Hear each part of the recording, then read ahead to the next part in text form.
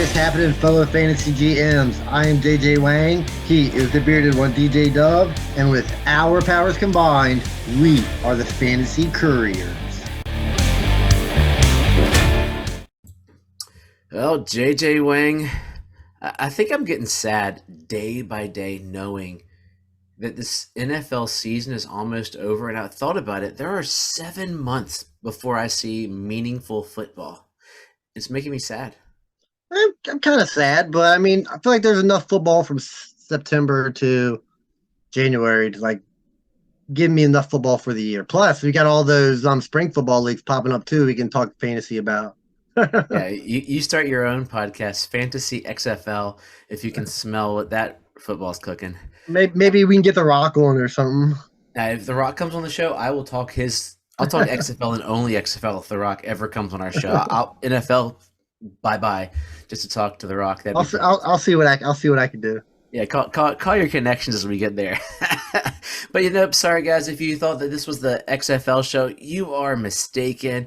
But who knows? Next year, maybe we keep an eye and we'll have an episode where we look at one or two guys from those spring Hocus Pocus leagues that I tried to watch last year, and that one had the other. What's the other league called? The United States Football League, USFL. Yeah, and it was terrible to watch a game where there was nobody in the stands. I just could not. It was like COVID all over. That's not really an issue for me. I don't mind people not in the stands. My problem is watching a bunch of people I've never heard of. That's my. I mean, every now and then you'll find one person that you know, but I don't know anything about any of these guys. It's just hard for me to be connected to any of them. I just don't know them. Well, check out some of the if you get free time, check out the XFL rosters. I did recognize a handful of names, and I forget off the top of my head. I recognize a few of them. It has some good offense. There's probably one player on every team that I know, but not enough that I care about. There's more than there was in the USFL, so I'm curious if The Rock is bringing in names, or I don't know. They're still washed up guys, but we'll have to have sometime in the spring where we look at who is one guy that could be PJ Walker for a few weeks. Who's that next? He hate me. That's going to come in, and he had a couple. It was fun to watch him play pro ball. He never did anything great, but he had 1 or 2 games, I believe. Those guys. There's got to be one that comes out of there. There's been a handful of defensive players, but that won't do us any good. But anyway, enough about the XFL. We are the Fantasy Couriers. Welcome to our super off-season. This is just regular off-season because super off-season was last week.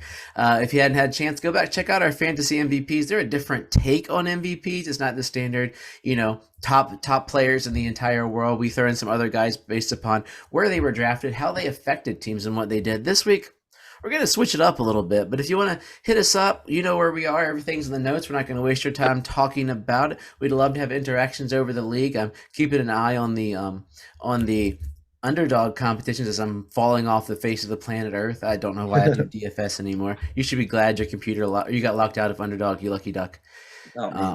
It's been bad. Yeah, I'm just not. I don't know. I'm just playoff fantasy. I'm just not. I don't know. It just doesn't get me regular fantasy. I'm not doing as good in the long terms. The short term ones last week I was able to pull off, and this week I might come out good because I ended up with a lineup with Purdy and McCaffrey. And for those of you that don't know, we're recording this in between the games on Sunday just due to life and everything. So that's why we won't talk much about the playoffs. And next week we'll probably record before the championship game. So the bye week of the NFL season is when we'll talk Super Bowl a little bit and the effects of players there and what we could see for the game itself and looking into the future.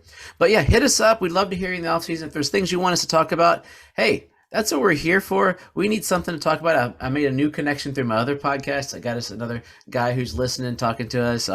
We have some of Fantasy Couriers stickers are on the West Coast. Shout out to Forrest. He's been keeping up. But I sent some over to Colorado. So they're out there. We have made it. We're in. We haven't made it to all the way over, but we're in mountain time right now. So hey, I thought you said California. Did you say California? No, Colorado. Let's see California. You might have been in Colorado too long and thought you were in California. Oh, anyway, I stay in Colorado, dude. Never leave, man, ever. So, but yeah, today's going to be a different show. Last week was the MVPs. This week, well, I'll let the intro speak for itself. Yeah. And the fantasy football season There were many victories, many tough losses, many injuries, many challenges, many who gave 100% on the field. But that's not these guys. These were the guys that stunk it up. They did terrible. They ruined your team. They might have set you back a few years in Dynasty. These are the Fantasy Couriers Fantasy Stinkers. gotta love the old fart jokes, right? I looked up on the place that the public domain where people create songs and stuff. I just looked up fart, nothing came up. Then until something else, and fart music came up. And you can't beat fart. And I'm just getting started. This is gonna be fun. Yeah, you gotta love the old fart jokes, man. Techno farts. So yeah, so these are guys that stunk it up. A couple guys, and we'll talk about as we go through. Would we want them again?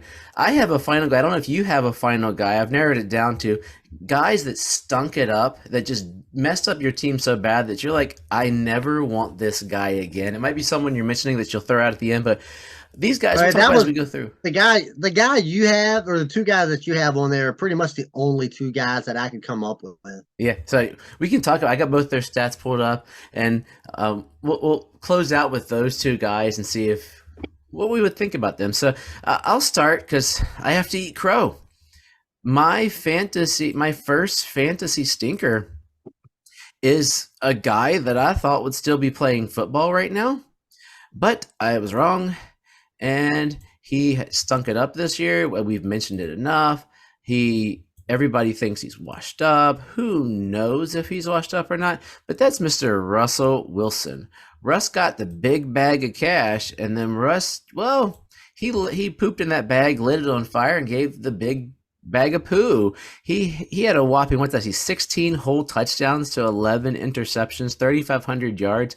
He came on towards the end, but as far as I am glad I had zero Russell Wilson as much as I loved him, but I had zero. And I lied. At the end of the season, I got one share because I needed a bye week fill in, but otherwise nothing. Because man, he stunk it up. Yeah, I don't have him anywhere either. I don't know what else I could say about Russell Wilson that we haven't already said all year long. He screwed himself. I mean, he screwed the receivers. Running game wasn't there, and Javonte Williams went down. But like I said, I guess no matter what happened, still put it on the shoulders of Russell Wilson. He played like crap. I mean, I was gonna say, did Hackett not build a system around? Did Carroll do it right by going, this is Russ, I know his weaknesses, I know his strengths, and he built it there. And next year we might be looking at this going, hey, it was Hackett. When they have, Sean Payton or whoever they get in there, D'Amico Ryan, whoever's their new coach, that they build around us, because they have to. They don't have a choice. That Russ could be our, right now, to be honest, if I'm looking at August, he might be one of my bargain quarterbacks that I'm willing to get really late as a QB2, for the season. I mean, it's possible. I mean, it's like I say, coming in the next season, I mean, he's still a viable QB2. I don't think he can be any worse than he was this year. No. But I mean, he's almost in that last category that we were talking about. I'd almost put him there. We'll get to it later. But I don't know. He just looked bad. He just didn't look good. Yeah, because he's going to have the weapons. So we'll see. It's all on his shoulders to decide if he goes from being a stinker to an MVP. So yeah. Your guy, I'm not sure if he would be a stinker, a disappointment, or the future. You can all log in. I mean, Russ Wilson was a disappointment. He was a stinker too, right? Well, yeah, I'd rather have, I don't know, your guy. I'm worried about your guy. Yeah, that's why I put him on here. That's why I put my guy's Trey Lance. He got hurt. He had that first game of the season where it was raining and it just looked crappy. Didn't play good. That's fine. I mean, a lot of people play bad those kind of games. And the next game he come out, first quarter, breaks his leg. I kind of felt like Trey Lance was on the same progression as Justin Fields type. Justin Fields came on the second half of the season. That's kind of how I seen Trey Lance. But with Brock Purdy playing as well as he has, that's where the disappointment's coming in. If the 49ers wouldn't have made the playoffs, or Jimmy Garoppolo was still the quarterback, I would say Trey Lance is the automatic number one going into the season. But with the way things have played out, I think Purdy's got to have an opportunity to at least have a shot at the starting gig, and that hurts Trey Lance. I mean, possible trade candidate. I mean, it's tough at this moment. Like, what I'm trying to figure out is if you had to say right now, who does Trey Lance play for next year? 49ers I'm still saying, or not? I'm still saying the 49ers. You think I mean, it is the 49ers? I heard a good I mean, argument. It is the 49ers. They gave up way too much for him, and they're not going to get nearly enough back what they gave up for him. So I mean, you're kind of might as well just stick with it for a year. Maybe Purdy isn't as good as we think he is, and he just comes back to life, and then Trey Lance takes over the gig. But I still think Trey Lance is a 49er. Go left field. If you're Tampa, would you give up a couple firsts for him? I don't think you will give up a couple firsts for him because he hasn't played in 3 years. How about a first? You think if Tampa calls San Francisco and says, "Hey, we're going to give you our 15 or whatever," they're right in the middle. I mean, would you take it first when you gave up 3 for him? If you thought that much, if Brock Purdy wins the Super Bowl, yes. If Brock Purdy goes to the Super Bowl, think about it. Yeah, but you're still going to need a liable backup quarterback, and you're not paying Trey Lance anything. So why not just keep him in the system? Maybe Purdy goes down, and you have Trey Lance as your backup player. So you're thinking they probably need like two first at the minimum for that to come on out. I think you have to blow their mind for him a little bit there. I mean, I'm keeping him because you're just going to lose what you've invested in him. Yeah. Hey, let's go with your running back because he's I started to have faith in him, and then he stunk it up again. Yeah, so my running back is guys I was high on. I expected him to be a high end RB1. That's DeAndre Swift. Instead, he was like the lower end RB2. Jamal Williams had a better year. He just wasn't running the ball as much. Caught a few passes here and there, scored a couple touchdowns, but overall, highly disappointed for someone that I thought was going to be a top 5 RB, and it wasn't even close at all. I don't have his numbers pulled up right away. I got him right here. So but he had a couple games where he thought he was going to come alive, but like he just wasn't getting the ball. His coach just I don't know what it is. Wait, 542 yards and 5 touchdowns. That first week, you were dancing 144 yards and a touchdown. I think Jamal had 1 or 2. And then it seemed like they looked at Swift going, Jamal Williams' passion for the game. See, they took his passion over the talent that we see in Swift, right?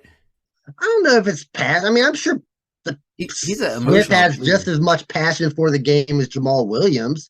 Yeah, I mean, how can you? I mean, what's Swift like showing you that he's not passionate? But if the coaching I'm not saying he's not. I'm just saying there's that leader mentality that some guys have, and if it's close enough, they'll push the other guy because he'll motivate the other guy. I think it's just a style of game that the coach wants to run. I think the coach is more of a ground and pound. DeAndre Swift is more of a outside the tackles receptions guy. I mean, we all knew. I knew his game was going to rely on catching the ball. That's where he makes his money, and he just didn't catch as many passes as I thought he was going to do, and he just didn't get as many yards. So pretty much what you're saying is, yeah. I mean, that's why he's on this paper. Yeah, it'll be interesting to see where they go, how they go, because if you even look really at Jamal Williams, his stats weren't that great. I don't have them pulled up. Touchdowns. 17 touchdowns. Yeah.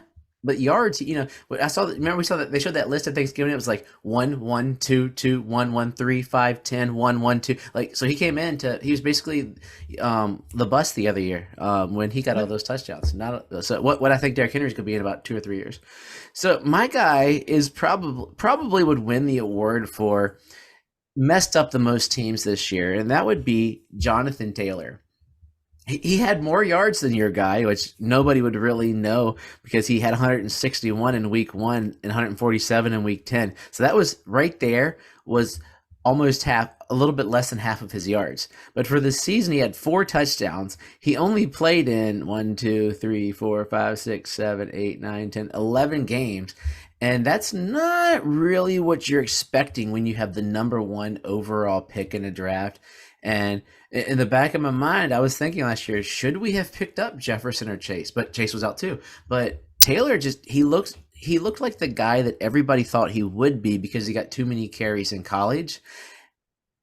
And it was painful. That was always the argument. Like he always is. He was a workhorse. He's gotten the carries, but he looked I stellar mean, 2 years ago. But the year before he was the carries didn't bother him the year before. I mean, I don't think it was. I don't think his talent didn't dwindle. I mean, the offensive line is not nearly as good as we thought the Colts' offensive line was. The quarterback play was dreadful. So, I mean, that whole team was just bad. I mean, there wasn't, I mean, we'll talk about another one later, but just everybody on that team just underperformed. So, next year, where would you, looking at our running back? Oh, sorry, I owe something to Jonathan Taylor. This is for you, JT. How many farts can we have in an episode? I do have to say my personal pride point is I did win a championship with him on my team. So my dynasty team is looking pretty money in that league because I got him and I won. It's pretty money thanks to the Bengals game. But where would you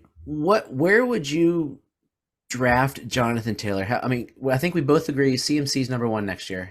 I mean, I still think he's a top 5 running back going into the season. I mean, I don't think you can go any lower than that. But like, if you go back and look, running backs that finish #1 overall do not typically finish #1 overall the next year. I mean, that's just how it goes. Just like with Eckler and McCaffrey, it's hard to say they're not going to finish high again next year because they seem to finish high every year. But I mean, you got to look at that kind of stuff when you think about drafting running backs back to back like that. But you're still going to draft them high regardless. I mean, you're still taking McCaffrey #1. Eckler's still taking top 5. I mean, Taylor's still taking top 5. I mean, it's crazy. I mean, I think almost like the tiers would be like McCaffrey, Eckler, and then a gap. That might be where you throw in Jefferson, Chase, and Adams, depending on the quarterback and Raiders, and then you'd throw in the next set of running backs. Maybe, I don't know. It'd be interesting offseason to look at. What about Swift? Where do you see him as far as running backs rankings? I put him at like a high in RB2 at this point. I'm not really trusting. I mean, I still think he can be that. I think he'll be a little better next year. He might get more run, but it's like I'm not confident. Yeah, that Lions team looked good at the end of the year. So either that's fool's gold or else the arrow is pointing up. And I think he could be, if he plays with the talent we think he has, that could be what puts them that 1 or 2 games they need to go into the playoffs. Who knows? So looking into wide receivers, this one hurts. This probably is the most painful guy on the list, and it's Courtland Sutton. Courtland Sutton has all the talent in the world, and being put in this situation with another great receiver or a rising underachieving receiver probably is the best way until Judy took over this year, was at the start of the year. Courtland Sutton was a terrible disappointment this year.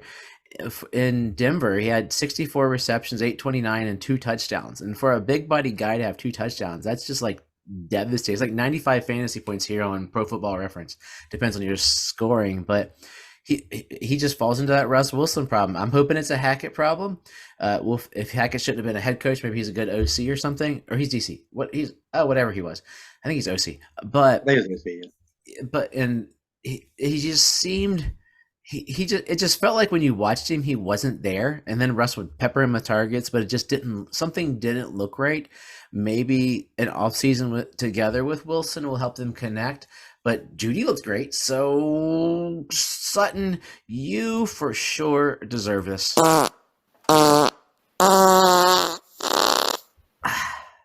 Yeah, like I wasn't a fan of Sutton. I always thought Judy was going to be a little better, but yeah, I mean, it's Russell Wilson problem. I mean, if Russell Wilson's going to throw over 3,500 yards, it's going to be tough and 16 touchdowns. It's going to be tough for any receiver on that team to play any better. I can't see him going in the next season deciding that Russ is going to try to pass for 5,000 yards. I still think it's going to be it's got to be more of a running team. But we'll see. I mean, yeah, it was disappointing. My receiver just as disappointing, a little better, but I expect this guy to be a top 5. That's Michael Pittman. Just like Swift, and he ended up being a low-end wide receiver too. But oh my goodness. But bad quarterback play, bad offensive line play. The first game of the season, we thought he was, all right, this is legit. Then after that, maybe 1 or 2 more good games. Like overall, just disappointment going into the next season. I still think it could be a little better. Hopefully the quarterback, they don't get like another over-the-hill quarterback. get somebody that can actually get through a whole season. Still high on him. I don't know if I'm top 5 high on him, but going into the next season, maybe a low end wide receiver 1. So the Colts have I'm just pulling this up as you were saying it. I'd forgotten about it. They have the Number 4, number I think. 4 pick. I think I've seen some things where they give up to jump up to that. They could be one of the trade candidates that they would give some. So the Bears would only fall to 4, then they would walk away with Stroud or Young, depending on who they get, and that could help Pittman. I think what Pittman needs is a running mate on the other side of the field. We thought for a while the rookie. I just lost his name. Oh my gosh. Pierce. Pierce. We thought Pierce was that guy, and then he faded. He did that standard rookie fade. I didn't realize Pittman had 99 catches, but it did not feel like it. But I guess when you have 10 for 60, 14 targets, 10 catches, and 60 yards in a game, that pads your stats. Or 7 for 6. His yards per reception was 9.3. That's down 2 yards a catch this year, and he's a guy. I think both of us even had probably close to top 5, top 4, if not That's a guy that we thought, because I think we both believed that Matt Ryan still had something in the tank that would have worked, but no, I don't think there was anything left there. Yeah, it was bad. Switching over to tight end. This guy gets paid and then he kind of disappears, and that's Darren Waller. He had good game here, good game there. Played a little better at the end of the season. Got injured. Again, Carr didn't play great. That offense wasn't great. I know Adams didn't have any issues. Jacobs didn't have any issues. Like I said, I don't know if Waller could get back to that top 5. I know the tight end landscape is absolutely terrible, but I just don't see Waller being that top guy like he was 2 years ago anymore. I feel like he gets paid and rides off in the sunset. Well, he stunk. But looking at it, it's not as terrible as you would think. His injuries are kicking him. So he's got to be healthy. I guess we could say that about how many guys in the NFL. Everybody, so, really. Like the Trey Lance problem. Like your theme almost seems to be for half of your guys are guys that were hurt for some. Trey Lance with the broken ankle. Darren Waller was down, and he looked not terrible towards the end. He was getting 5, 5, and 6 targets, 3, 5, 5, 6 targets towards the end, which is a decent target share on a team that wasn't great. Like that's not top tier targets. It's funny. I'm not going to do any shows in August because all these guys I had on my list in August that I loved are on this list. Just so you know, I am the fantasy killer. We got to think of something that's different than what the ballers use. But I'm not. But yeah, so he had an 8 target game, a 6 target game. So he had 1 3 target game. Everything else was 5 or more. So if he can reel in an 80% clip, 4 catches and for 10 yards, 40 yards and a touchdown, that's a good, solid. Not a top tier. If you get 40 yards and a touchdown as a tight end in this credo tight end landscape. Oh yeah, you got a touchdown on. Just get 40 yards and you'll be a top 10 tight end. But I don't know why he just doesn't do it for me. Oh yeah, no, he stunk it up. He was the guy I was thinking of, and then I decided I would talk about a guy who messed up my team.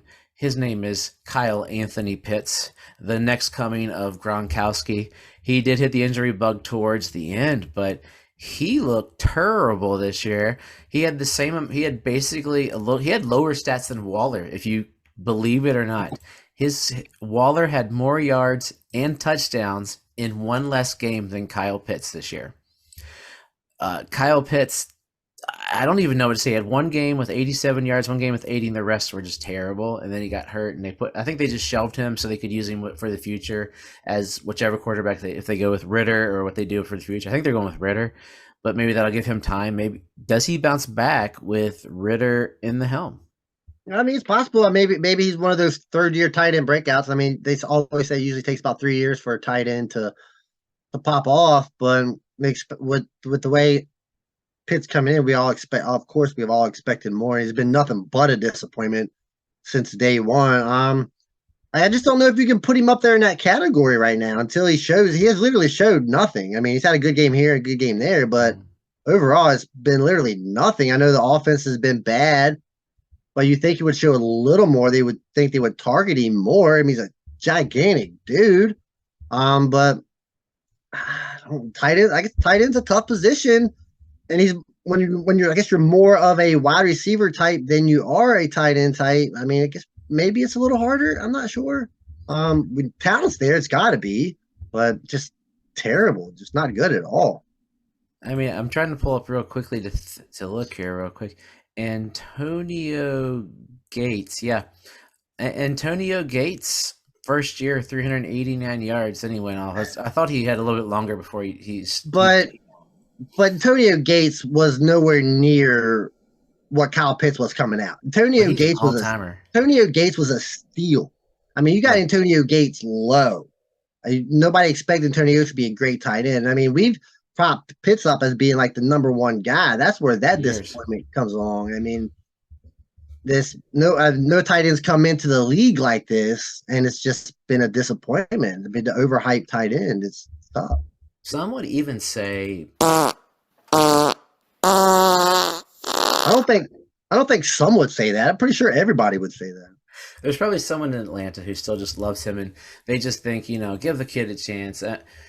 So we're looking at Waller and Pitts. Which one of those two guys, just next year only, do you think could have a better 2023 football season? I'm still going to go with Pitts. I like Pitts better than Waller. I'm not a fan of Waller. I would agree with you because I think he'll get the season with Ritter. Only exception I would say is if TB13 ends up over in Vegas. Brady loves his tight ends, and if he has a decent enough tight end, he could make Waller look like Gronkish for a year. It's possible. That'd be my only possibility. So we're going to close out today with two guys who, I don't know, one of them we liked more than the other. One of them started to grow on me a smidge, but I think we could both say we don't want these guys on our team. They would have to be super duper late for us to ever have them on our team. I'll talk about the first one. That's Clyde Edwards-Helaire. He came into the league, and I thought it. I think everybody thought it. No, nobody ever said, "Hey, Clyde Edwards-Helaire is the next Adrian Peterson, the next Walter Payton." But everybody said, "Wow, you fell in. You could not fall into a better situation than being drafted at the end of the first round by the Kansas City Chiefs. You're going to be their bell cow. You've got probably the greatest quarterback of this generation right now, an all-timer at his young age, and you're going to grow with him." And he has done nothing but poop the bed. He's played 33 total games in his career, 1,600 yards and 11 touchdowns. This year, at the beginning of the year, he started. I was like, oh, okay, might get something. And then week 3, we had 7 rushes for 0 yards. I mean, he was getting single-digit carries. At Tampa, he had 19 for 92. Thought, okay, then he just dwindled. And a undrafted, Pacheco's undrafted, right? Or is he 6th round? 6th round, I think. 6th round rookie who doesn't even look like a running back. He looks like a little bit muscular slot receiver, took over his job, and some old washed up guy who's an who won people championships in McKinnon after he got hurt said, "Hey, CEH, see you later. These two guys are going to play." What happened? Man, I just thought CH was going to get more in the receiving game. I mean, I didn't expect him. I didn't expect him to be a bell cow running back. It's not really what I expected. Expected him to be more of like, I don't know, Alvin Kamara light-ish. I expected a lot more receiving yards than what he got. I didn't expect him to be like 1,000-yard rusher, maybe like in the mold of Austin Eckler, something like that. Not a lot of rushing yards, but a lot of receiving yards. And it didn't happen. Probably ain't even going to be on the team next year. I didn't realize how little he was. Career backup type. Yeah.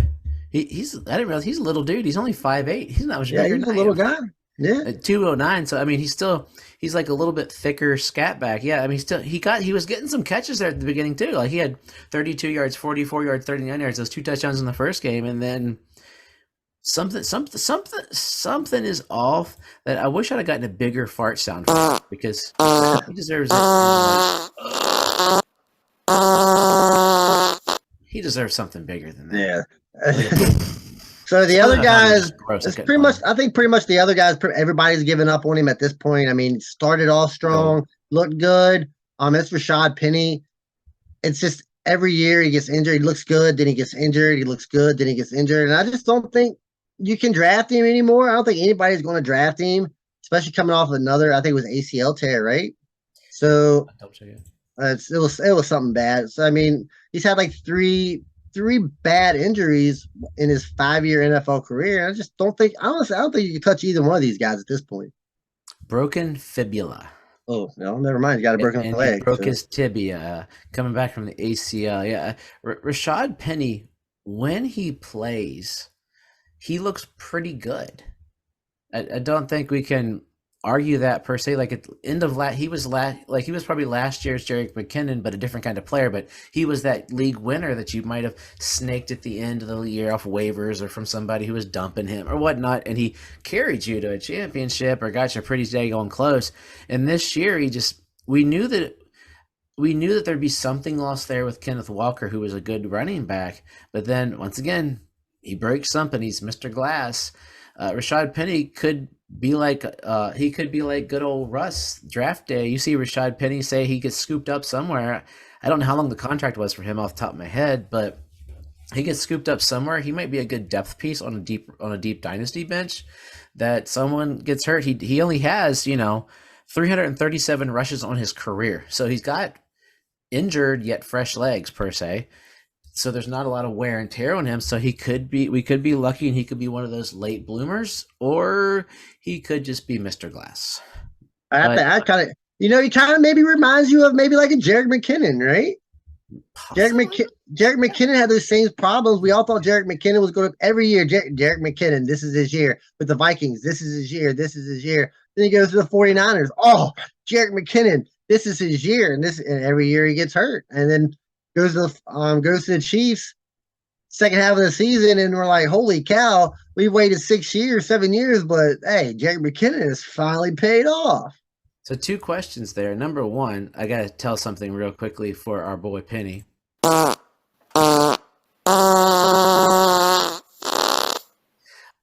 Penny, darn, I forgot what that question. But the Jerick McKinnon question was a statement. Jerick McKinnon is the reason my bourbon team started off so terrible. I thought he'd be great in San Francisco, and then he pooed the bed. But yeah, so Penny, I'm with you 100% on everything you said there because I can't remember what I was going to say. So we will move on there. But JJ Wang, I'm tired of talking about stinky, smelly stuff. I think next week we should look ahead to things that are promising and look into our crystal balls and predict the future and guys that we think will have better years. So if you were down this week, don't stay down. Next week, we're going to pick you back up by looking to the future, making our fantasy futures better. It is dynasty season. I don't know if I mentioned it before. I'm in a league where there have been 3 or 4 trades. I've been offered 4 trades in the last 7 days. That is dynasty football, baby. I love this league. I have never met any of the dudes, but it's one of my favorite leagues I'm in because active. Yeah. Give us some wisdom, dude. Let's roll. Yeah. So when you're looking at guys you don't like, guys that made you mad, if you don't want, get rid of them. I mean, like you said, now's the time to make all these trades. I'm sure you can find somebody that still believes in Sutton. I know you can find somebody that still believes in JT, Swift, Pittman. If these guys put a sour taste in your mouth, now's the time to get rid. You might want to wait a little bit because these guys are down. You might want to wait for them to build back up, but just hold on to it. Trade season is always available. So I mean, like you said, this is what makes Dynasty so much fun. You can just get rid of these guys if you don't want them. So as always, trust yourself and trust the process.